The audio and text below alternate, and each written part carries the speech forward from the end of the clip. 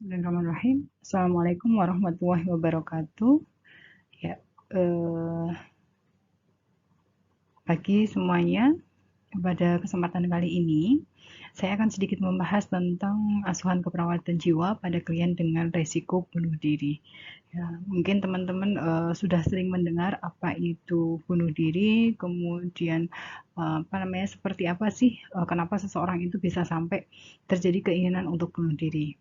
Ya, kemudian tanda gejalanya apa, kemudian bagaimana nanti penata laksanaannya, ya. Nanti di sini kita akan bahas bersama ya tentang asuhan keperawatan jiwa pada klien dengan risiko bunuh diri.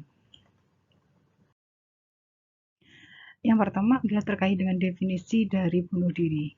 Bunuh diri adalah suatu upaya yang disadari untuk mengakhiri kehidupan individu secara sadar, berhasrat, dan berupaya melaksanakan hasratnya untuk mati. Ya, jadi ini adalah suatu usaha yang memang disadari oleh pelakunya, bagaimana dia apa namanya sadar dan ingin mengakhiri hidupnya, ya, dan sudah ada upaya untuk melaksanakan keinginannya untuk mati. Kemudian definisi yang kedua, di sini dijelaskan bahwa bunuh diri itu merupakan suatu tindakan pembinasaan yang disadari dan ditimbulkan diri sendiri, dipandang sebagai malaisa atau kelelahan dari multidimensional. Jadi karena memang dia sudah punya masalah ya terkait dari banyak dimensi pada kebutuhan individual yang menyebabkan suatu masalah di mana tindakan yang dirasakan sebagai pemecahan yang terbaik. Ya, jadi di sini bunuh diri sendiri itu adalah suatu tindakan yang mengakhiri hidup di mana terjadi karena memang adanya suatu masalah multidimensional dari banyak sisi, dari banyak dimensi, dan dia beranggapan bahwa masalah tersebut akan terselesaikan apabila dia melakukan bunuh diri. Nah, ini pengertian yang pertama. Kemudian yang selanjutnya adalah tentang respon perlindungan diri. Ya, jadi seseorang ketika ada masalah itu dia akan berespon atau bercoping. Ya, bisa copingnya adaptif dan bisa copingnya maladaptif. Nah, ketika seseorang itu sampai bunuh diri, artinya dia copingnya sudah di rentang respon atau coping yang maladaptif. Ya, jadi respon atau coping yang sebelumnya itu dia dianggap tidak dapat menyelesaikan permasalahannya. Ya, jadi kita lihat, kita bisa evaluasi diri kita sendiri ketika kita ada masalah itu bagaimana sih responnya, bagaimana coping yang kita lakukan. Kalau kita masih bagus di apa namanya psikologis yang masih bagus, kesehatan jiwanya masih bagus, biasanya kita rentangnya hanya ada sampai di sini, ya di tengah-tengah ini. Ya, sebenarnya di tengah ini juga sudah menunjukkan responnya yang ke arah yang negatif ya. Tetapi kalau sampai ke arah sini artinya memang dia sudah bermasalah di sini ya. Nah, kita lihat ya tentang respon adaptif ya. Seseorang ketika ada masalah dia dikatakan adaptif itu apabila ketika ada masalah dia dapat melakukan peningkatan diri ya. Kemudian respon yang selanjutnya adalah pertumbuhan peningkatan resiko. Kemudian ada perilaku destruktif diri yang tidak langsung, ada pencederaan diri, dan ada bunuh diri. Peningkatan diri artinya ketika kita ada masalah, ya misalnya ada suatu permasalahan yang kita hadapi, biasanya kita akan ketika orang itu positif, dia banyak dukungannya, ya kemudian di situ banyak orang-orang di sekitar yang membantu dia, maka ketika ada masalah dia justru akan melakukan peningkatan diri, kewaspadaan diri. Ya, tetapi kalau misalnya ini tidak terjadi, misalnya dukungannya sedikit, ya kemudian dia masalahnya banyak, bisa jadi seseorang akan melakukan responnya ke sini, pertumbuhan peningkatan resiko. Ya. Dia ada pemecahan masalah, tetapi tidak bisa maksimal di sini. Ya. Kemudian yang di tengah-tengah di sini, di rentang adaptif dan maladaptif, ya. Ini ada perilaku destruktif diri yang yang tidak langsung. Artinya sudah ada pengrusakan terhadap dirinya sendiri. Ada hal-hal di sini tindakan coping yang dapat merugikan diri. Ya. Nah, di sini harusnya ketika seseorang ada masalah sudah menunjukkan ke arah ini, yang mengarah ke negatif, itu harus segera diatasi. Kalau tidak diatasi, maka bisa copingnya ke arah yang maladaptif, mulai ada pencederaan diri. Ya, kemudian atau bahkan sampai ke bunuh diri. Ini adalah rentang respon perlindungan diri ketika ada masalah. Kemudian kita lihat untuk etiologinya, ya.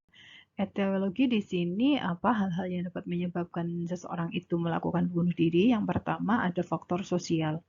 Di faktor sosial ini dijelaskan oleh teori Durkheim, ya, ini dia membagi bunuh diri itu ada beberapa jenis. Yang pertama ada bunuh diri egoistik, yaitu sulit integrasi dengan lingkungan, terkait dengan kepribadian atau kegagalan. Ya, biasanya ini bunuh diri egoistik itu disebabkan karena faktor dirinya yang memang orang tersebut beranggapan dia tidak dapat berintegrasi atau tidak dapat menyesuaikan diri dengan lingkungan sekitarnya. Ya, ada masalah kepribadian terkait dengan kegagalan itu juga bisa menyebabkan bunuh diri. Nah, ini masuknya ke jenis bunuh diri yang pertama, yaitu bunuh diri egoistik. Kemudian yang kedua ada bunuh diri altruistik, yaitu di sini dijelaskan bunuh diri ini adalah disebabkan karena loyalitas berlebih terhadap agama dan kepercayaan.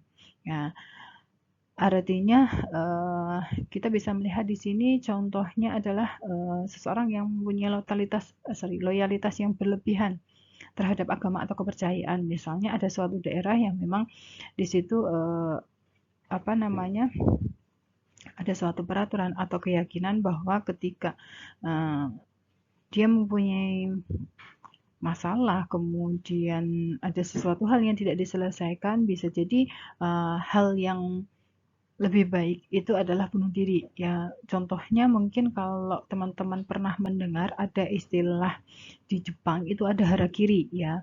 Harakiri itu dia kan kepercayaan di Jepang bahwa ketika seseorang itu dia melakukan kegagalan ya atau melakukan kesalahan, itu hal yang paling baik itu adalah melakukan bunuh diri dan itu dilegalkan, yaitu masuk ke bunuh diri altruistik. Kemudian jenis yang ketiga ada bunuh diri anomik. Ya, ini adalah integrasi terhadap masyarakat tergantung atau tidak ikut norma perilaku dan kebiasaan.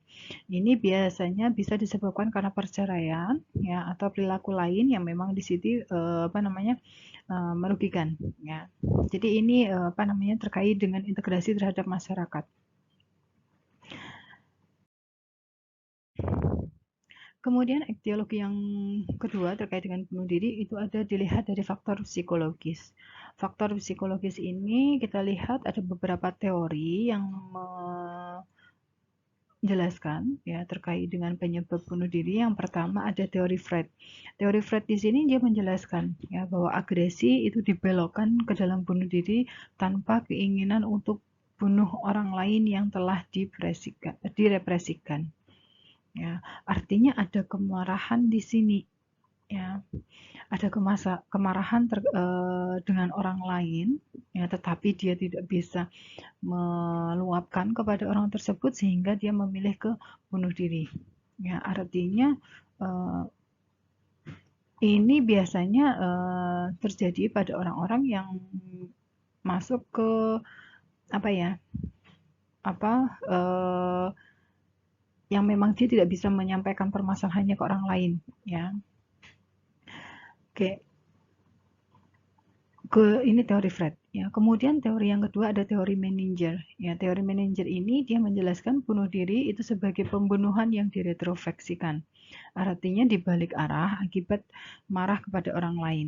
Ya, hampir sama dengan yang pertama ya.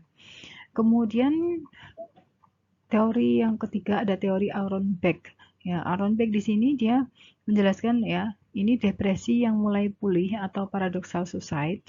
Bisa juga karena putus asa atau hopelessness. Ya, ini adalah indikator akurat dari risiko bunuh diri yang berdampak panjang. Ya, jadi di teori yang ketiga ini dia menjelaskan ya bunuh diri itu biasanya disebabkan karena seseorang yang mengalami depresi yang mulai pulih ya. Artinya dia sebelumnya mengalami terdiagnosa depresi ya. Nah, seseorang yang depresi kemudian sudah mulai membaik atau pulih, dia beranggapan bahwa dia sudah dapat kembali kehidupan yang normal, tetapi tiba-tiba orang tersebut melakukan bunuh diri. Ya, ini namanya paradoxal suicide. Ya, sehingga orang yang mengalami depresi itu memang perlu pendampingan, ya, agar dia bisa uh, melewati ini, ya, paradoxal suicide ini. Jadi memang harus didampingi di sini. Resiko bunuh dirinya pada pasien depresi itu sangat besar.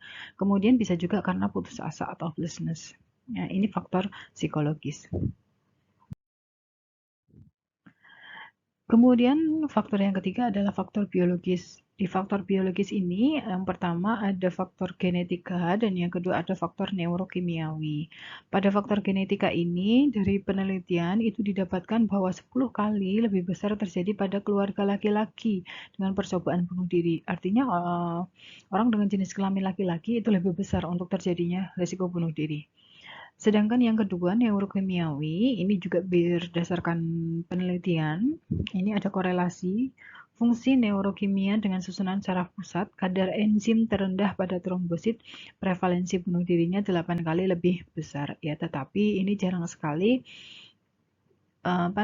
kita lihat untuk faktor-faktor risiko bunuh diri. Biasanya lebih ke tadi ya faktor psikologisnya. Kemudian tanda gejala. Ya, dari tanda gejala ini kita bisa lihat dulu yang pertama dari jenis bunuh dirinya. Ya, jenis bunuh diri ini dia dijelaskan ada yang pertama ada isyarat bunuh diri. Ini ada ide bunuh diri atau perilaku tidak langsung ingin bunuh diri. Kemudian orang tersebut mengungkapkan hal negatif tentang dirinya sendiri yang digambarkan dengan HDR, harga diri rendah. Ya, ini sehingga kita lihat ya biasanya kalau kita menemui pasien dengan risiko bunuh diri, itu bisa jadi ada tanda-tanda HDR-nya di sini. Ya. Kemudian yang kedua ada ancaman bunuh diri. Ya, ini individu sudah mulai menunjukkan adanya pengancaman di sini, mengancam ingin mati atau melakukan hal yang membahayakan diri. Biasanya sudah mempersiapkan alat dan dilakukan sembunyi, kemudian aktif memikirkan rencana untuk bunuh diri, tetapi belum mencoba untuk bunuh diri. Jadi di sini yang kedua ini dia hanya ada ancaman, tetapi belum sampai melakukan tindakan. Kemudian yang ketiga ada percobaan bunuh diri. Ya, ketika di sini individu sudah melakukan percobaan bunuh diri, biasanya sudah ada tindakannya. Tindakannya bisa gantung diri, minum racun, memotong urat nadi, atau menjatuhkan diri. Ya, ini tanda gejala yang bisa dilihat tandanya. Kemudian yang kedua, itu ada ungkapan putus asa atau rasa bersalah dari individu, kemudian adanya faktor kehilangan atau kesepian, kemudian ada sikap impulsif, kemudian ada perilaku mencurigakan, tidak punya sistem pendukung, ada gangguan psikiatri, dan juga bisa terjadi pada pasien dengan ketergantungan obat atau nafsa di sini.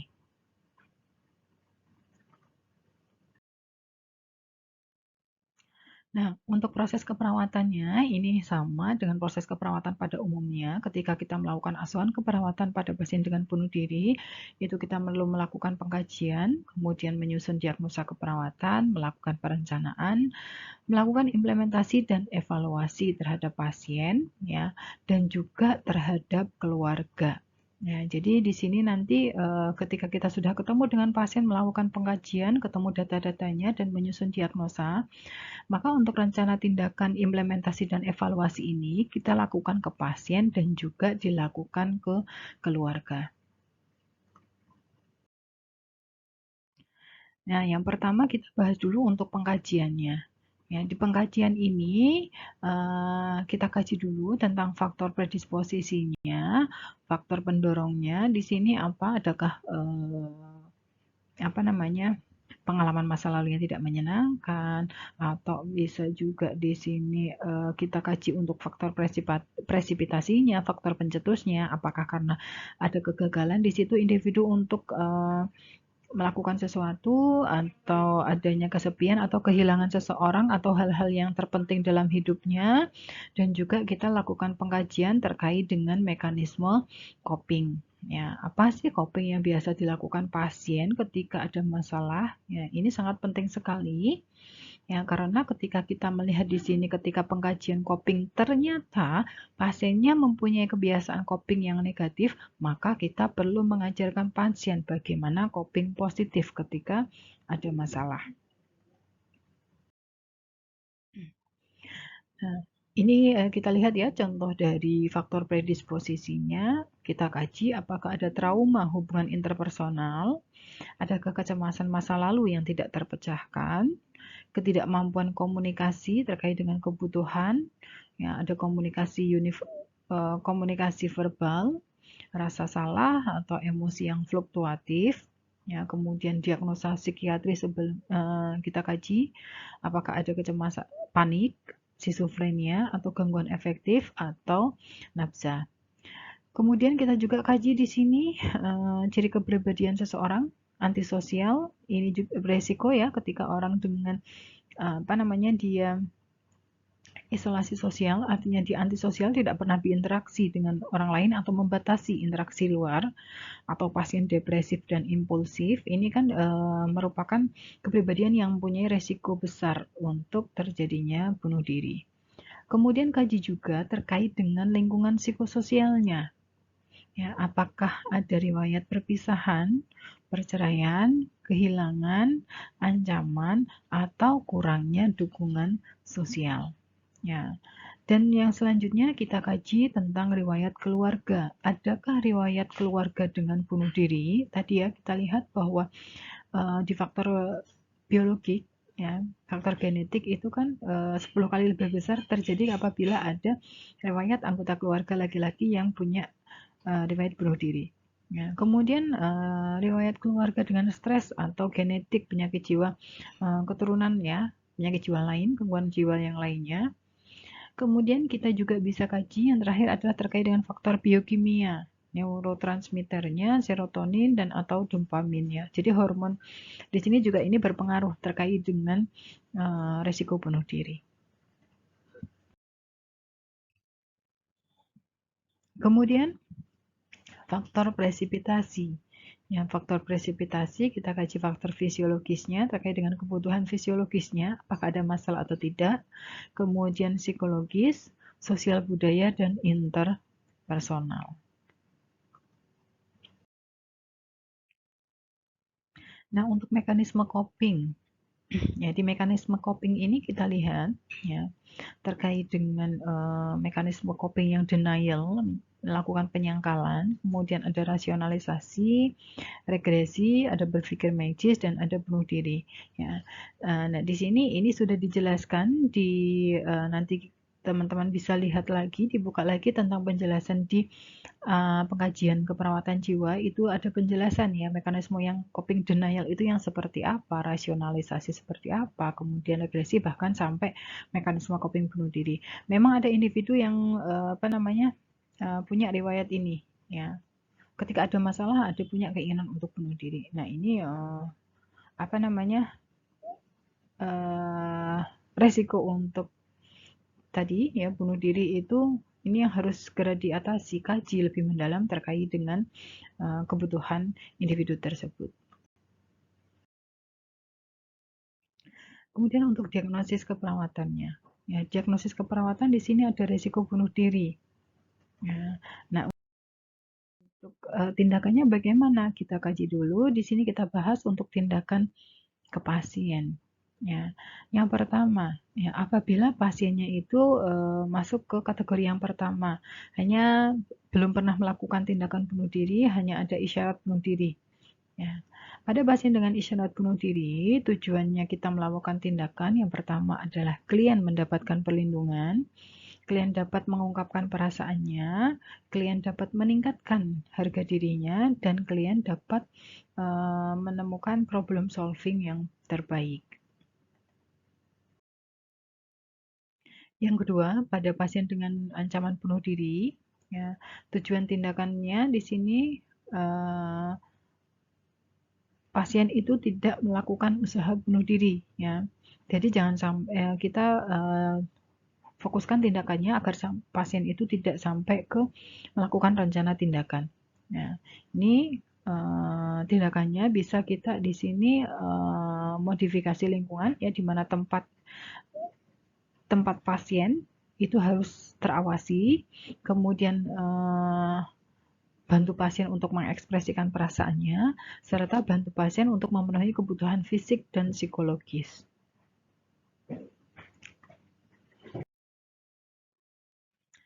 Untuk yang ketiga, pada pasien dengan riwayat percobaan bunuh diri. Ya, ketika kita ketemu pasien yang sudah melakukan rencana atau tindakan bunuh diri, tujuan tindakannya adalah klien tetap aman dan selamat. Ya, jadi kita utamakan keselamatan pasien dan keamanan pasien. Tindakannya apa? Yang pertama, kita harus menemani klien secara terus-menerus, ya, harus terawasi di sini, kemudian jauhkan benda berbahaya dari dekat pasien. Periksa dan awasi obat yang dikonsumsi, jadi harus obat yang dikonsumsi pasien itu harus terjadwal, teratur, tidak boleh ketinggalan di sini. Kemudian lakukan penjelasan pasien bahwa di situ pasien itu tetap dalam keadaan aman, ya, karena tadi kita melakukan pengawasan, ya, kemudian benda-benda yang berbahaya itu juga sudah dijauhkan dari lingkungan pasien.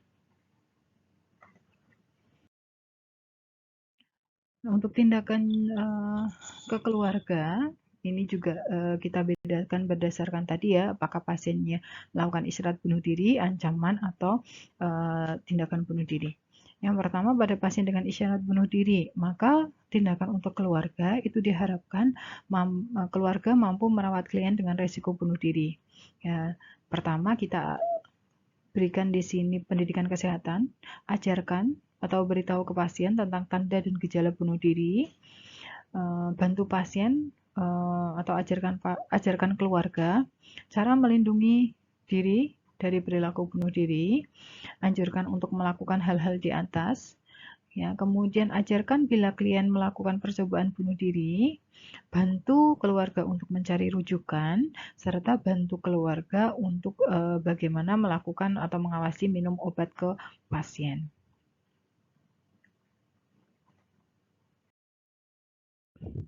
Yang kedua, pada pasien dengan ancaman dan percobaan bunuh diri. Ya, tujuan dilakukan tindakan di sini agar keluarga mampu berperan serta melindungi keluarga yang melakukan pengancaman bunuh diri. Tindakannya, ya, bantu keluarga di sini untuk ikut awasi dan tidak meninggalkan klien, menganjurkan keluarga untuk menjauhkan barang yang berbahaya dari dekat pasien. Ya, di sini kita anjurkan keluarga untuk aktif mengajak bicara klien, menganjurkan tidak membiarkan pasien melamun. Ya, bantu keluarga untuk mengingatkan pemenuhan kebutuhan dasar fisik dan psikologis pasien. Nah, ini adalah beberapa tindakan yang bisa dilakukan keluarga dengan pasien resiko bunuh diri. Nah, ini untuk detail dari tindakan ke pasien dengan RBD.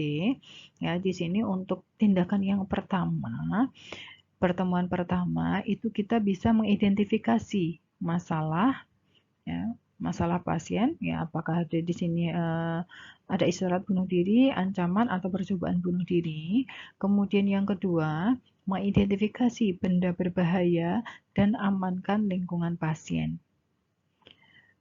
Kita juga melakukan di sini mengkaji kemampuan dan aspek positif yang dimiliki pasien, kemudian latih afirmasi dan berpikir positif terkait dengan diri sendiri, serta mendorong pasien untuk membuat jadwal harian.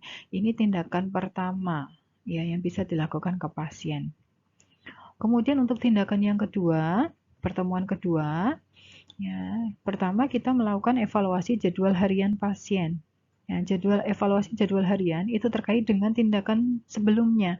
Ya, kan di sini tindakan sebelumnya itu kan kita melatih afirmasi dan berpikir positif, kemudian dimasukkan ke dalam jadwal harian. Ya, jadi sebelum kita mengajarkan hal yang baru di pertemuan kedua, kita evaluasi dulu pertemuan yang pertama. Apakah afirmasi dan berpikir positifnya di sini sudah dilakukan pasien? Pasien sudah melakukan dengan benar atau belum? Ya. Kalau di sini pasiennya sudah benar, sudah bisa melakukan afirmasi dan berpikir positif, maka tindakan yang selanjutnya adalah kita melatih afirmasi dan berpikir positif pada keluarga dan lingkungan. Setelah itu adalah dorong pasien untuk memasukkan ke dalam jadwal harian. Kemudian pertemuan yang ketiga. Ya, tindakan ketiga di sini kita pertama lakukan evaluasi dulu terkait dengan jadwal harian pasien, terkait dengan berpikir positif. Kemudian diskusikan harapan pasien di masa depan dan bagaimana cara pencapaiannya secara bertahap. Kemudian bantu pasien di sini latih cara mencapai masa depan dan masukkan ke dalam jadwal harian pasien. Nah, ini kan melatih cara pencapaian masa depan. Ya, tadi kan di sini sebelumnya kita diskusikan dulu harapan pasien itu apa di masa depan, kemudian cara pencapaiannya. Cara pencapaiannya di sini kan bertahap, artinya bisa jadi cara pencapaiannya itu tidak hanya satu, tetapi ada beberapa poin. Nah, di sini yang ketika kita sudah mengetahui cara pencapaiannya misalnya ada 3, berarti yang pertama di sini kita latih dulu cara pencapaian masa depan yang poin pertama, kemudian masukkan dalam jadwal harian. Kemudian untuk pertemuan selanjutnya, ini kita evaluasi jadwal harian pasien terkait dengan pertemuan sebelumnya tentang cara mencapai masa depan yang pertama itu apa, masih ingat enggak? Ya, kemudian fokusnya di sini kita latih cara mencapai masa depan pada tahap kedua dan seterusnya nanti untuk pertemuan-pertemuan berikutnya. Ya. Kemudian mendorong pasien membuat jadwal aktivitas harian. Ya, ini rencana tindakan pada klien dengan risiko bunuh diri. Sedangkan rencana tindakan kepada keluarga pasien, ya ini yang pertama, pertemuan pertama kita diskusikan kepada keluarga tentang masalah yang dihadapi oleh pasien. Ya, mendiskusikan dan melatih upaya yang bisa dilakukan oleh keluarga, serta latih keluarga bagaimana memberikan pujian dan memberikan dukungan kepada pasien. Nah, ini pertemuan yang pertama. Jadi fokusnya di sini melatih memberikan pujian kepada pasien. Kemudian pertemuan yang selanjutnya untuk tindakan kedua ini kita evaluasi dulu ya bagaimana keluarga masih ingat atau tidak bagaimana cara memberikan pujian dan dukungan ke pasien. Ya, kalau misalnya di sini pasien kalau keluarganya sudah mampu menjelaskan kembali, maka fokus tindakan kedua ini adalah melatih keluarga bagaimana cara menciptakan suasana positif di dalam keluarga. Bagaimana cara memberikan penghargaan kepada pasien. Ya, kemudian kalau sudah dilatih, anjurkan di sini keluarga untuk membantu pasien sesuai dengan jadwal, ya, memasukkan ke dalam jadwal harian. Kemudian pertemuan yang selanjutnya, tindakan yang ketiga. Di pertemuan selanjutnya sama di sini kita lakukan evaluasi dulu tentang pertemuan sebelumnya, yaitu bagaimana cara berpikir positif dan menciptakan suasana yang positif. Untuk fokus tindakannya yang ketiga ini adalah mendiskusikan kepada keluarga ya, dan pasien tentang harapan pasien dan bagaimana cara pencapaiannya. Kemudian anjurkan keluarga untuk membantu memasukkan ke dalam jadwal harian pasien. Kemudian pertemuan yang keempat, ya sama di sini yang pertama kita lakukan evaluasi dulu tentang pertemuan sebelumnya. Kemudian diskusikan dengan keluarga kegiatan untuk mencapai masa depan. Ya, kemudian latih follow up dan anjurkan untuk membantu memasukkan ke dalam jadwal harian pasien. Nah, itu adalah tindakan ke keluarga. Nah, setelah kita melakukan tindakan ke pasien dan keluarga, maka kita perlu melakukan evaluasi. Evaluasinya ke pasien bagaimana? Yang pertama, harapannya setelah dilakukan tindakan, pasien yang pertama mampu menunjukkan rasa percaya, mampu mengungkapkan rasa yang membebani, dan pasien sudah mampu memperlihatkan coping yang efektif. Sedangkan evaluasi di keluarga itu harapannya setelah dilakukan tindakan, ini ya, keluarga mampu melindungi keamanan klien, mampu memberikan motivasi untuk melakukan kegiatan harian terhadap pasien, keluarga mampu membantu pasien untuk mengekspresikan perasaan, dan keluarga mampu memberikan pujian terhadap keberhasilan pasien, serta keluarga melibatkan pasien dalam pergaulan dan kegiatan lingkungan yang ada di sekitar. Ya, ini evaluasinya.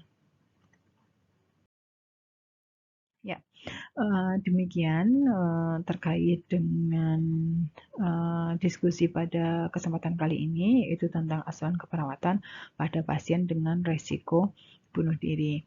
Ya, demikian teman-teman penjelasan dari saya. Kalau misalnya nanti ada yang masih ingin ditanyakan, bisa dikomunikasikan atau bisa masukkan di kolom komentar.